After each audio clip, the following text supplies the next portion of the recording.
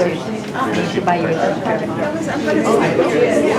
going to make copies to give it to you.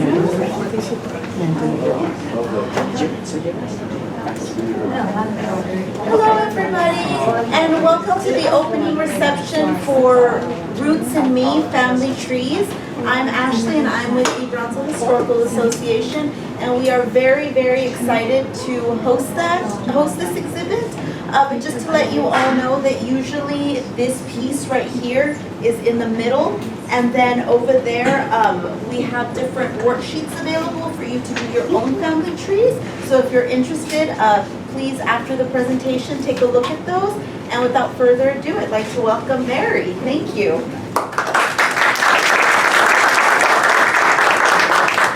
Thank you very much. It's an honor and a pleasure to be here. Can you all hear me, or do I need the microphone? No, you're good. Thank you.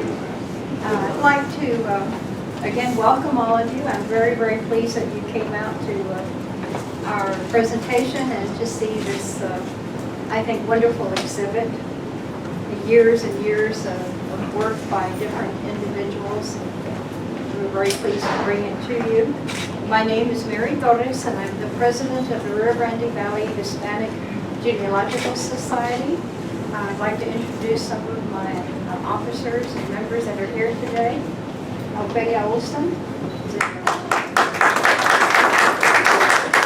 one of our founders and presently secretary. We have Al and Mary Guillen.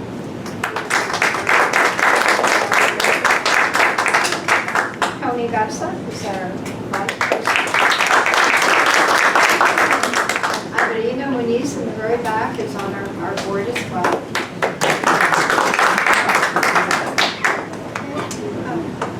And Belinda is. You were trying to be invisible. Thank you, Belinda. Again, I'm going to talk briefly about genealogy and then about our society, and then we will entertain questions. We'll talk about the trees, anything else that comes up. Of course, genealogy is one of the most popular hobbies in America, and I'm sure in other countries as well. Why do people do genealogy? Well, there are a variety of reasons. One is to satisfy your curiosity about yourself and your roots. We all want to know where we came from, and we're not all descended from royalty, but some people are. To provide your children with a sense of who their ancestors were, where they came from, and how they lived their lives. Ophelia and I were talking a moment ago about genealogy and history being linked. We really can't do one without the other. You may get into genealogy and you start tracing your family, and then pretty soon you're beginning to wonder what were living conditions like, what kind of churches did they go to, what did they do for fun, what medical facilities were available. Just a ton of questions come to mind. So really you're following a dual track after you get to a certain point. Another reason you do genealogy is to preserve family cultural and ethnic traditions for future generations, or to compile a medical family history to give family members an advantage in the battle against inherited diseases or defects. Some people want to qualify for a lineage or heritage society, the Daughters of the American Revolution, for one. There are probably, I think, close to 500 different lineage societies that one could belong to. And you could hope to assemble and publish a family history book, whether for your family or for profit, and to discover facts that others have overlooked and solve the puzzle of a lifetime. A lot of us run into what we call brick walls in genealogy, and that means you cannot go any further back until you resolve this problem. And sometimes you have to let that go for a while and then go back to it later, and maybe there'll be a breakthrough. Anyway, that's always our hope. And some tips for doing genealogy. I think most of you are probably already doing it, but the cardinal rule is to start with yourself and work backwards. Go from what you know to what you don't know, and you're hoping to discover. Talk to your relatives, particularly your older relatives, as soon as possible. Get their stories, get what they know, and write it down, videotape them, audio tape them, record it somehow so that once they're gone, you're not going to be able to get that information. And when you're doing research, write down your sources and make photocopies of everything you find, if possible. Question all information. Don't take somebody else's tree unless you've proven that, yes, we are related and we do have the same documentation. And again, verify and cross-check your sources. Question family legends. Again, maybe not so much in the Hispanic genealogy, but in others, people are always descended from Indian princesses. So you have to question that. Pocahontas, right?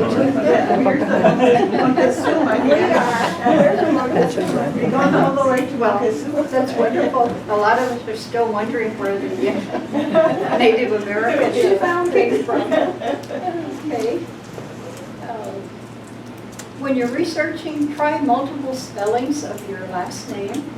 There are so many different ways that names can be spelled. And if you're just looking for it one way, you may miss something totally. And I'll give you an example. My maiden name is Ozuna, O-Z-U-N-A. And when I started researching, I thought, well, this is a piece of cake. It's either O-Z-U-N-A or O-S-U-N-A. Well, I found that sometimes the O in handwritten documents looks like an A. So I'm having to look in the A's. And then I even found it on Ancestry as spelled O-S-S-O-N-N-A, and I found that one by accident. So try, even if it sounds very strange to you, try different variations. And you're always wanting to dig deeper and document your names and dates. And I don't know if they're still out there, but there used to be companies that would offer to sell you your family history. And beware of those. If they're still around, don't fall for it, because what you get is a canned, very generic history that may not be yours at all. But basically, genealogy is fun. It's a passion. It's an addiction. Once you get started, you want to keep digging and digging and going further back. Now I want to tell you a little bit about the Rio Grande Valley Hispanic Genealogical Society. I'll move out of the way here. Okay. A little bit of the history of the society. It was formed when a group of friends were meeting at the Family History Center in Harlingen, and they were doing research independently, but they found each other and they started comparing notes, and they decided that people if they did enough, they dug deep enough, they would find that people in the valley would eventually discover that they were related, and that's been proven to be true. There were a certain number of people that colonized this area, and we're mostly related, descended from them, right? Okay. From this group, they decided to approach the Tip of Texas Genealogical Society in Harlingen. They were established in 1962, and they're still going strong. Anyway, Ophelia was the spokesperson approaching the Tip of Texas Society and asking if they would entertain sponsoring a group specializing in Hispanic genealogy. And they agreed. This group met on a different day from the parent society, And after 2 years, it was so successful, we found that people that had been doing this research independently, individually, enjoyed being able to get together and compare notes and again, further their own research. So the society decided to incorporate, and the society was born in 2010. We're a 501c3 nonprofit. Okay. We've been involved in many projects, starting back when we were with the Atipa, Texas Society. We've transcribed headstones at the Harlingen City Cemetery, and we're in the process of creating a book for the city and for the department that supervises the cemetery, so that whenever anybody has a question, they can refer to that index. We've bought genealogy books for research at the Harlingen Public Library. We've indexed Cameron County marriage records, Matamoros baptisms, 1800 to 1850, transcribed headstones of the Soliceño Cemetery in Mexico, and we've indexed and published several other books.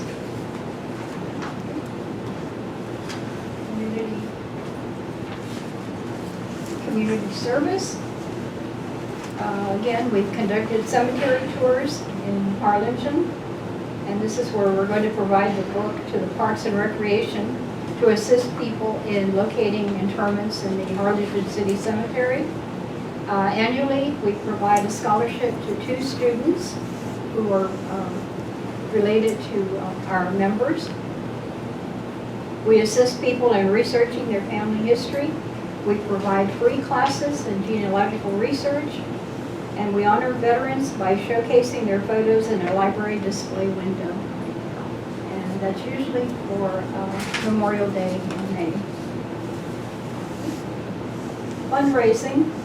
You can see some of our activities here. Our major fundraiser is a luncheon in the month of April, and this is for the purpose of raising money to fund our scholarships.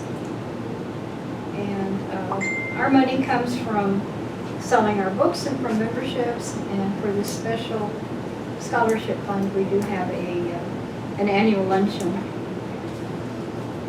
Okay, we do have several books for sale, including Reynosa marriages from 1811 to 1823, Matamoros baptisms, etc., etc.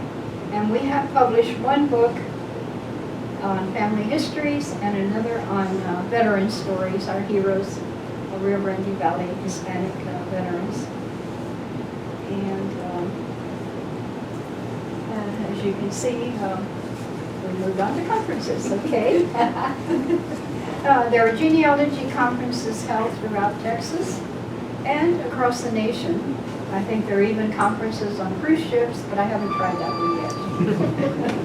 There are conferences in Mexico, and we haven't tried that yet either, but we're going to get brave enough one of these days. Within the Hispanic genealogy world, there is I guess you would call it an alliance of Hispanic genealogy societies throughout Texas. And there's an annual conference held every year in a different location, sponsored by a different genealogy group. We hosted the state conference in 2012 on South Padre Island, and we had about 400 people attending. We had a very successful conference. Last year the conference was in Austin. This year the conference will be in San Antonio at the end of September, and they're celebrating their 300th anniversary, so we're looking forward to that. In 2021, we will be hosting again, so we've already started planning for that. Sounds like it's far away, but it'll be here before you know it. And talking about genealogy conferences in other states, one of my favorite conferences is the Roots Tech in Salt Lake City. Unfortunately, it's held every February, and it's very cold. And for people who aren't used to snow and ice, we had a time. But I really enjoyed Roots Tech. It's probably the largest conference in the world. Last year there were about 25,000 people attending. There were multiple classes, luncheons, all kinds of activities. But again, it's sponsored by Family Search, the international organization. And they have some wonderful speakers, and they have wonderful keynote speakers. This year we got to hear Natalia Lafourcade from the movie Coco.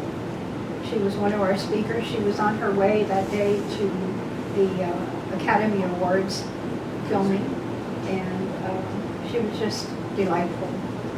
She had a slight accent, but she was very, very knowledgeable and very willing to give her time. They did her family tree, and it turns out, of course, of the name like Lafourcade, it had to be French. And she had been told that her grandfather was a pirate. That was another one of these family legends. Right. And then we had Mr. Gates from Finding Your Roots. He was another fascinating speaker. They always go all out for this conference. Registration isn't that expensive. It's quite reasonable, but getting there and lodging for a week is something else. The whole week? Right. And then there are other societies like the Federation of Genealogical Societies. They're meeting in Fort Wayne, Indiana, the end of August or the middle of August. The National Genealogical Society met in Michigan, and a lot of these are focused on the location that they're in. I attended a National Genealogy Society conference in Fort Lauderdale a couple years ago, and they did have a track on Caribbean. They had Cuba and Puerto Rico, and again, some of us have roots going back. You were a speaker. What was what was your topic? Oh, I spoke at Roots Tech in 2016, and I did a case study on my Mexican-American ancestors.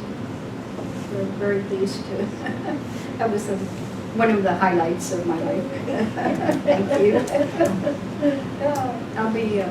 I'll be speaking in San Antonio for the conference as well in September. So.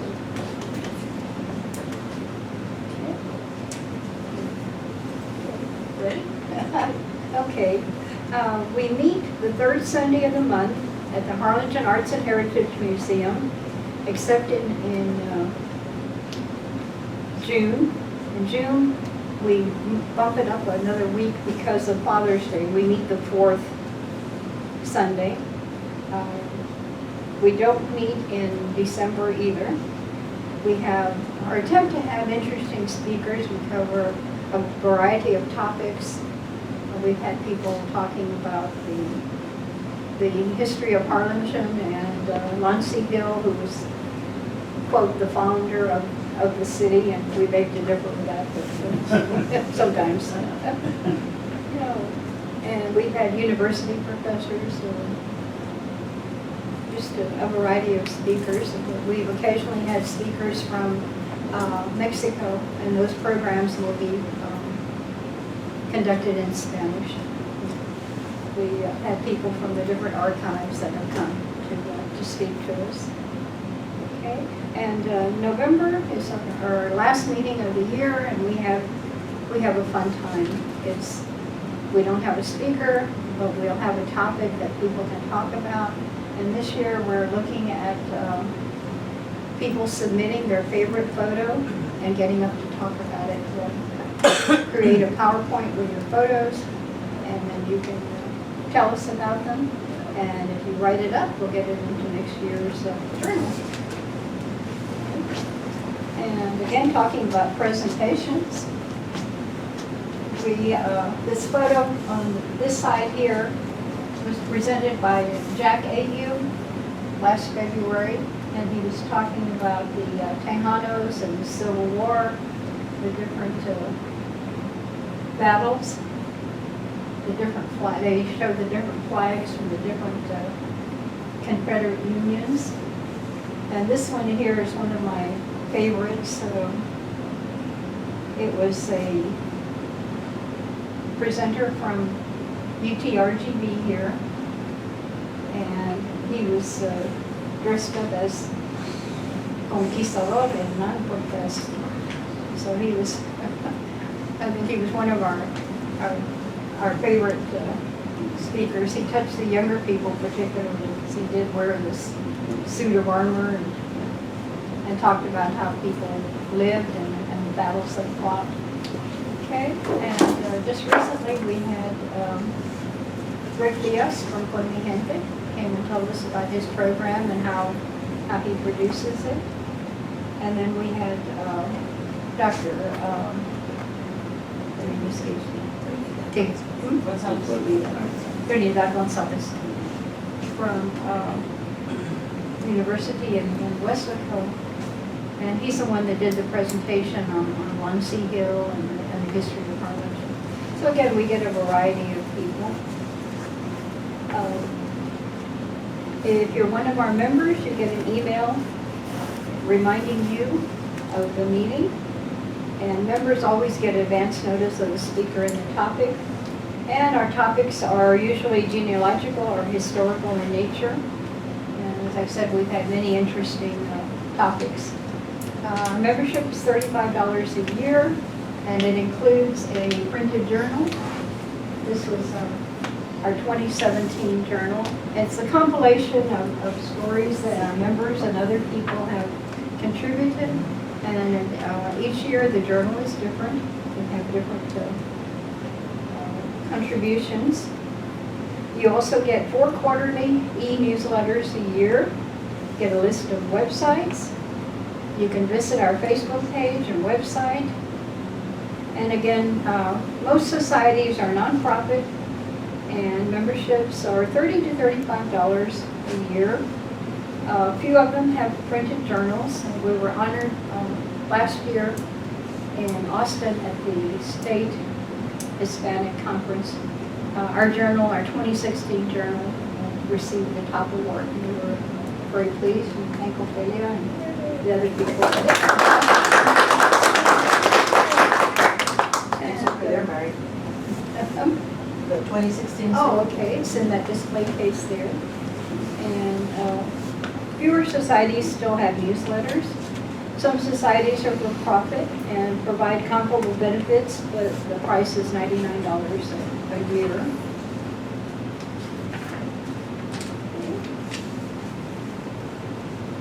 The family trees that are exhibited here, as I mentioned, they were in Harlingen at the museum before coming here. And most of them are from our society. Some are from the Tip of Texas Genealogical Society. And some of them are from the Yolanda Gonzalez collection, which we are helping, partnering with the VHA to preserve them. We have this one particular here, I believe it's Salinas, is one of the trees, and we copied Yolanda's original work so that the work can be put away and people can refer to the copy.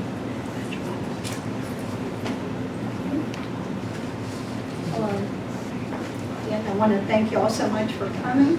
I want to thank the VHA for hosting this exhibit and for the partnership we have with them to preserve genealogical materials.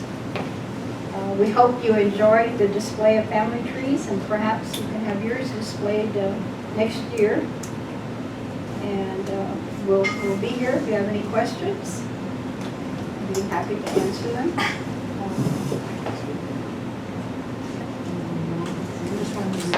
We don't have a meeting in July. No, we didn't meet in July. There's no meeting in July.